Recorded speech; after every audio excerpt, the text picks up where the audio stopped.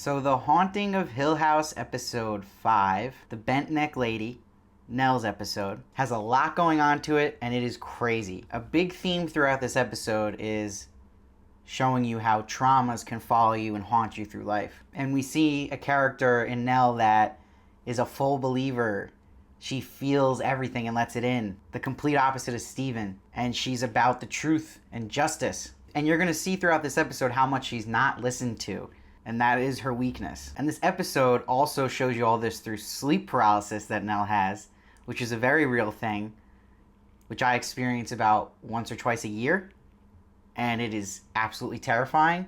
And it works great for a show like this, that they show that terror. So if anyone here watching hasn't experienced sleep paralysis before, they're not exaggerating how horrifying that feeling is when your brain is awake but your body hasn't caught up yet. Now, a really cool technical thing I noticed in this episode was to emphasize Nell's heightened sense of hearing, which is alluded to in a previous episode when the mom says to Theo that Nell first said the house was loud. I watched this episode with headphones on. You can hear the heightened ambient noises going on, like just the vents in the ACs and whatever building she's in. So any scene you see in this episode from her perspective, you're actually hearing a lot of background sound that you wouldn't hear in other episodes and scenes. So let's jump into this episode. It starts in the past at the Hill House the first night they're there. And this is the first time Nell's waking up to the bent neck lady. And you are seeing how awesome the parallel is, where the scream that the bent neck lady does here is the same one at the end. And notice when Luke wakes up in this scene, he doesn't see the bent neck lady. That's important. And then when Nell goes into the bedroom and talks to the mom and dad,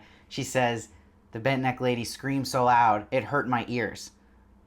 Again, confirming this heightened sense of hearing she has. And then it cuts to the next night, which we saw in the opening episode, where she wants to stay out and sleep in the living room with the mom. But this time we see the mom has a locket, and it has Nell and Luke in it. And Nell's like, can I have a locket like that someday? And the mom's like, you can hold on to it tonight, and when you're older, I will give you this one. And this, we'll see later, is actually the cause of the noose going around Nell's neck, which is just unbelievably crazy to me. It's such a well thought out connection there. But you see in this scene, when the mom gets up and leaves, then the bent neck lady appears. This goes back to how I was saying Luke doesn't see the ghost. Only Nell is seeing this ghost. Now, what blew my mind in this episode was from little Nell laying on that couch, you hear from her hearing the grandfather clock ticking sound that she hears extra loud.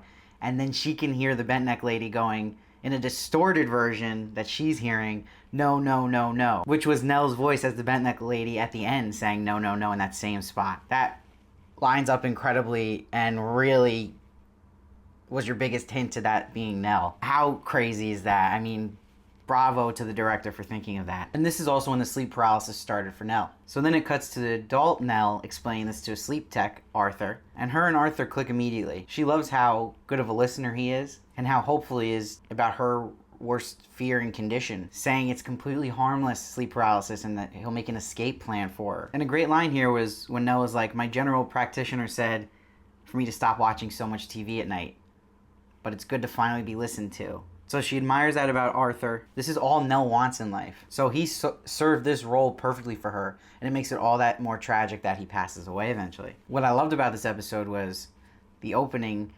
montage showing them falling in love was the perfect happy beginning and the most joy we've seen in the show, period, to set up and make the ending so much more tragic and Shakespearean in a way. It's interesting because after that montage where he proposes to her on New Year's, nice move by the way, putting that in the bubbly, but it cuts from this to her having sleep paralysis as an adult in the bed with Arthur. And he's like, you haven't had one of these in a while, and he's really good with her, he calms her down. And you notice here, no bent neck lady shows up because of it. It's been avoided. So keep that in mind. So then we go to Nell's wedding day again, and we get a little humorous scene thrown in here with Shirley noticing Theo's all over the maid of honor and her face dropping. It was nice seeing Nell and Steve bond over this. It was definitely some much needed humor in a very dark show. But you see Nell tells Steven here she wishes Luke was at the wedding. So totally confirming from episode 2 that Shirley botched that by not letting Luke into the wedding. But while Nell is dancing with Steve, she sees a vision of her mom standing behind her dad. This shows her sadness of her mom not being at the wedding. And in a way, seeing her dad just sitting alone there upsets her. So then we cut 8 months later to her living with Arthur in LA. And Nell's getting that paralysis again. Arthur calms her down like he did before. And this time he goes to turn the light on. And before he gets the light on, he has an aneurysm. And his neck literally bends. And there she is, the bent neck lady. She is back. It's so sad. Arthur dying on the floor like that. And this is a big trauma for Nell here. And this brings the bent neck lady back into her life and starts the downward spiral of madness she's going to go into the rest of this episode. And she tells her new shrink she hasn't seen the bent neck lady in 2 years. Not since she met Arthur. And she said she only saw her other times as a kid and when she lived with her aunt, who we still haven't met yet. So I'm going to be very interested in what happened at the time when all the kids were living with the aunt and who this aunt is. And Nell's like, the bent neck lady killed him. Obviously, she's going to sound like a crazy person to the shrink. But again, her husband dying is just another trauma she's experiencing, setting off the bent neck lady, which was originally set off by her moving into a haunted house at a very young age, and then set off by her mother dying. But what's great about this episode is it angles it in a way where you're like, is she the crazy one though, or is she right? Is the bent neck lady causing all this? In a way, is the Hill House controlling her destiny by sucking her back in, causing her to kill herself, killing Arthur? Or is this all just trauma-based? That's the whole debate of this show, which I love. And it highlights trauma versus ghosts, complete opposites, Stephen versus Nell, in theory, and science versus supernatural, or faith. And she blames Hill House to the shrink, and she even says, I don't expect you to believe me. And this shrink, his problem is he's not a great listener. He's not like Arthur. He's more like the family in how they listen, where they come off like they're not believing a word she says, which again does not work with someone like Nell. So we cut to Nell back as a kid, and she finds the tea set. So Miss Dudley explains to her that that cup of stars she got infatuated with belonged to Jacqueline Hill, and Hazel was her mom, and she was the one who was in that bedroom. And she's like, Jacqueline needs her cup of stars, as does Nell, and she's encouraging her, you go for your cup of stars. So this is supposed to symbolize, in a way, obtaining heaven, freedom, the universe. Like we see Nell later on the episode when she's happy with her family and everyone's getting along. It's like a heavenly montage. But she can never obtain this because her personal demons get in the way. They don't let her reach out for what she really wants. So it's pretty deep. And it's interesting how Miss Dudley plays like the anti-mom role, where she's the person moms will experience in their life, like the maid or a teacher that kind of becomes the mom figure in your kid's life without you knowing, and preaches differently than the mom does. So it's going to be interesting where they go with Miss Dudley. So then the mom finds Nell is written on the wall and blames Nell. She has one of her migraines, she's in a bad mood, and she just does not listen to Nell when Nell's saying she didn't do it. And this really highlights well a mistake a lot of parents make when raising kids is if you never listen to them at all and never believe them, you're really going to hurt their self-worth, self-confidence, and it's going to become a problem in their life. And you see Theo touches it and knows it wasn't Nell. And it's amazing looking back at this scene now, knowing that it was the mom ghost who wrote Welcome Home Nell, and that the Theo ghost knew it wasn't her too, but didn't really push that enough. So the mom's a huge hypocrite there. So then we cut to when Nell's an adult again, when she picked up Luke to go to rehab. And Nell's so supportive of him, still saying she's proud of him. And Luke also asks how she's doing. They get each other, they're there for each other. But what the problem that stops Luke from being there for Nell when she needs him the most is this drug habit. When she starts explaining to the car how tough it's been without Arthur, he interrupts her, stops listening, and points to a drug dealer. And this is problematic because Nell always needs a listening ear, which usually in her life was Luke.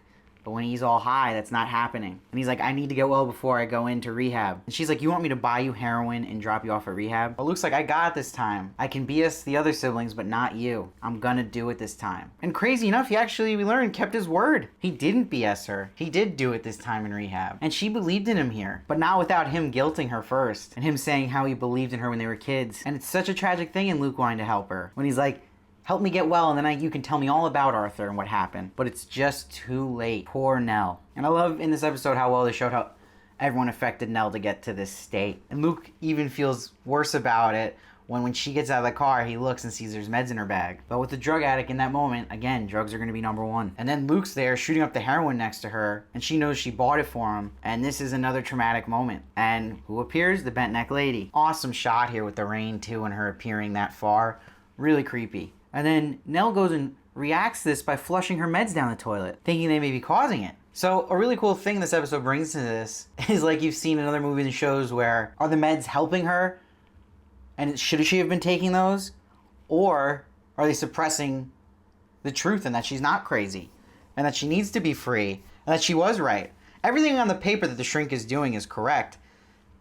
But in a haunting story, when ghosts may be real, it might be the total opposite thing you want to do. And in a session with the shrink, she explains to him the first couple months of rehab Luke was in was the worst pain she felt in her life, this twin thing. But after 4 days, she felt better, and they have that shared empathy. But the doc is suspicious she's not taking her meds. And then we cut to Theo at Nell's. And Nell wants Theo to touch in the room the Arthur spots, his pillow and where he died. And she says nothing at the pillow, but there's also a hesitation to it, so you're wondering, is Theo lying? But then Nell crosses the line here and grabs Theo's hand and forces her to touch the spot he died at. That is a big no-no, especially if you know that's such a sensitive spot to Theo, and it cannot be fun for her feeling all these tragic things. So to force that on her was really wrong by Nell. So Theo rightfully screams about this, and Nell's like, I just want to know if he's still here. Theo's like, he's not, and that sucks. And Theo's concerned for her. She's like, you can't live like this. And again, on paper, it looks like a classic thing where someone's going through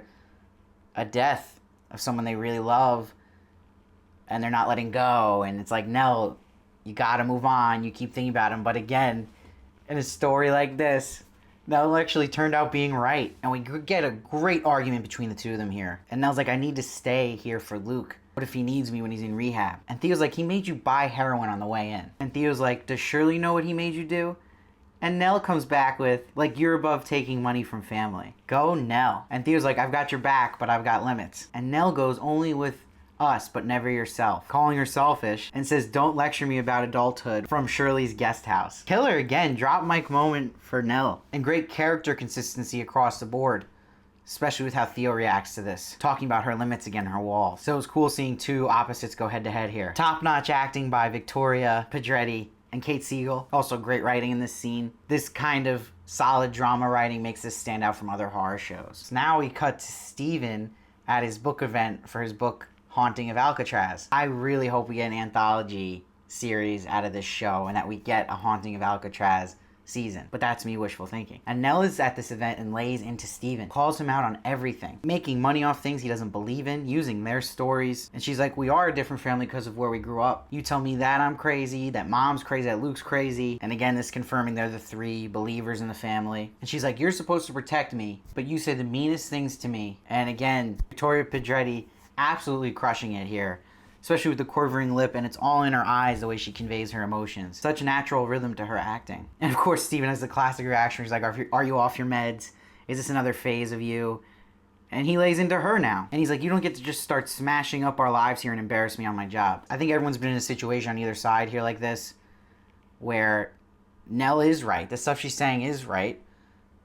And she is the most innocent here and truthful, but the way she went about it wasn't so great. And there's also that part too where Nell has a little bit of martyr syndrome and wants a lot from everybody, and that does put pressure on a family. And someone in Steven's shoes, it's never that easy to handle someone who's that intense and needing that much attention. So there's a lot of angles to this. So it cuts to her at the shrink again, saying she confronted her brother, and she's happy about it. It felt good. I'm standing up for myself for the first time. And she's still telling the doctor she's taking her meds. She's clearly not. But the shrink's like, the problem is you haven't confronted your past, your mother, your childhood, and it always comes back to the house. And he's like, how could a house have that much power over people? I think if you look at it again, you'll realize it's not a monster. It's just a carcass in the woods. This is bad now. This is really bad for Nell because, again, in a normal life, this is great advice by a shrink. This is how you deal with your problems. You go back to the root. You face your fears. And Nell is like the first one in the family who's really doing this full on. She's going and facing it head to head, all in. And she's actually doing the right step there. And this actually is going to lead to her tragic downfall, because it turns out her fears were actually right. In most cases, your fears are all made up, and that's where you're recovering when you realize that. But she actually ends up learning she was right the whole time. Really smart writing here. So, starting this journey, Nell goes to Massachusetts at the motel near Hill House that they went to his kids the last night. So it cuts that night, and all the kids are there after they just ran away from Hill House. And Shirley says to Steven, you were the last one out. What did you see? And Steven's like, I don't know. And remember, we saw this. Steven saw that ghost, which I think we would assume is the ghost of his mother. But it's a ghost. He can put up an insane denial thing here, or it's a defense mechanism, where he basically just lies to himself completely. He's like, I don't know, I didn't see anything. Just like he does as an adult. He just won't believe it. And Luke's like, Mommy looked hurt. She fell on the floor. We were in the red room having a tea party with Abigail and Nell. So again, all the believers were having this tea party with this ghost of Abigail. So that's going to be important later on, and we'll get to that. So we cut back to Nell as an adult in the motel, and it's a nice touch. She's putting the 7 sugar packets using Luke's technique of how to keep himself calm, and then she sees Luke this time in her sleep paralysis, dead on the ceiling. Clearly a fear she has of him overdosing. Now it's all hitting her at once. Then we cut back to the past when the dad appears in the motel the next morning and there's blood all over his shirt. This really makes me pump for the dad episode because you know they're going to line this up, and he looks crazy right there, so I can't even imagine what they're going to do with that. And of course, little Nell stayed up for him waiting. Didn't know if he'd come back, she says. She's always the biggest worrier. So we see the dad tells her Aunt Janet will be coming there at 2 p.m. to pick them up, and no later than 2 p.m. it does the 2 taps on the pocket watch, and then it cuts to her as an adult waking up at 2 p.m. Now we're lined up with the first episode of the season when she calls Steven. No answer. Shirley. No answer. Seeing the angle from the person who's not being listened to. And then we see she goes to the vending machine, and it's a classic horror scene with the lights flickering and then going out, and a crazy jump scare of that bent neck lady dropping down. And that's the closest she was to Nell physically. Showing you also it's the closest moment to her becoming that. And it was really cool to see her running back to the hotel room and how that lined up from us seeing that same shot in the first episode, wondering why was she running. And she's on the bed, and she's like, how long are you going to put this off, Nellie? And she's like, it's just a carcass in the woods. Again, facing her fear, she's doing the right thing. But unfortunately, she should have went with her gut. So we see now Nell at Hill House, and the scene we saw where she's in the car calling her dad. And she's like, you remember the bent neck lady? She's back. This just reminds me of that call we've all had to our parents when an old trauma of yours comes ramped back into your life. You're calling your parents.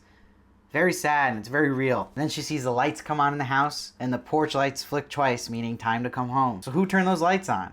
Is this just the house fooling her? Was it her mom's ghost? This is where the real epicness begins of this episode. Right from the shot behind her in the house, and the lights are all on. And this is the house playing tricks on her. She sees her siblings and their younger selves, and everyone's nice to her here. Everyone's listening to her, attentive. Everyone wants to have a tea party. But then we see what's really happening is her walking through an old haunted house, looking like a crazy person. And then she sees the ghost of her mom wearing a red outfit. Now, my theory, this to me is the real official ghost of the mom. And the other people we see in the house, including the version of her mom with the blue and white on, are all the house playing tricks on her, in my opinion. And we see the mom wrote this reveal of welcome home, Nell. And I was like, I didn't write that. And the mom's like, we know, we always believed you. And now we're seeing all her dreams come true here, Nell. And even now she sees the adult version, Steven saying sorry to her. Shirley admitting she should have believed her. Theo apologizing. And then she sees her mom proud of her on her wedding day. And Luke is there, and he's sober. Thanks her for believing him. So this is where I choked up. This got me. And then, of course, to see her husband. So this is a heavenly dream sequence for her. This is how the house is going to rope her in. This is the happiest day of her life, which was her wedding. And this is the way it would have been perfect in her mind. Luke's there. He's sober. Everyone believes her finally. And she's with her love. And now we get to see she's dancing with her husband. And that answers the question from episode 1 was who she was dancing with in the house alone. And that must have been hysterical on set to film. Having her just dance like that with nobody. Things I would kill to see. But it was interesting here in this montage when she's dancing with her husband. The last shot we see the Dudleys come in and the Hills, it looks like. So that should be interesting why they were there. Why were there ghost versions appearing all of a sudden? And then creepy little Abigail appears, and this leads to another significant moment from her childhood where her, Luke, Abby, and the mom were going up to have a tea party in the Red Room. All the believers. And then her ultimate fantasy comes true. Her mom giving her that locket. The mom in red. But this is the ghost mom, I believe. And it turns out this isn't a locket, this is the noose. And it's so sad to see Nell struggling here, and she's like, it's okay, honey. And the mom pushes her over. And it's time to wake up, sweetheart, she says, and kisses her. And it's this suicide that happened. But was it? Was it this ghost that pushed her? And was this really the house haunting her and causing all this, sucking her into her death and how evil this Hill House is? Or is she just crazy like everyone says and it's just trauma and serious suicide? Obviously, for the sake of the genre, clearly wasn't suicide. It was ghosts, I believe, and that Nell was right, which is an ultimate twist and really cool. But it lends to the theme of it. It lends to some dark, dark themes and deep topics here. Again, about traumas following you through life and haunting you and wanting this different reality and wanting everything to be okay and happy like Nell want, perfection in a way, and people to listen to her, but that's not reality. What that house was toying her with was just a dream sequence, and then you get the brutal reality of how life's not like that. It's just really well done here. And then we get the craziest sequence yet, where my mouth dropped, and we get the bent neck lady reveal, and it's Nell. And I love this shot of it clipping, and I love the shot of it showing from the bent neck lady perspective of Nell. And I loved her realizing it while it was happening. She was haunting herself the whole time. And I love the no, no, no scream on the last one, confirming that's what she heard as a kid. Chills down my spine with the scream at the end that we opened with. Her realizing she's the ghost. This is how you do a ghost story. Your own tragic death haunting you, your own self haunting you. It's really a mind-bending thing. Incredible episode, incredible ending. I love how it addressed so many things, and seeing that really, you gotta think here, Nell was right the whole time. The crazy ones aren't the crazy ones. The house is evil. So it only makes you wonder what really happened to the mom now. And it makes you wonder if only someone listened to Nell there at the end. And what's so beautiful about Nell's character is she just embraces everything as is. There's no walls with her, opposite of Theo. And that's gonna cause clearly a lot of suffering in this dark world we live in. Standing ovation for Victoria Pedretti here. That's how you act. That is how you really put your 110% in here. And standing ovation for Mike Flanagan directing here. Wow, so impressive. Being so original here and making you realize, have I ever seen anything like this before? That's the feeling I felt in that ending, with chills coming down my spine. I don't remember the last time a show caused me that. And that scene, realizing she's a bent neck lady, I felt like 5 different emotions just in that reveal of just pain, fear, sadness, and shock at the twist. It's just brilliant. That's how you make a TV show. It's entertaining, it's a work of art, and it has meaning, and it makes you think. I feel like you could watch this episode on its own as a movie without even seeing the rest of this season. It was that good. I'm giving it a 9.8. Only reason I'm not giving it a 10 is me nitpicking, but I'm always going to do that. I feel like they could have chopped a little of the meat out in the middle there. The episode was about an hour and 8 minutes. I think it could have been better just as an hour. But fantastic.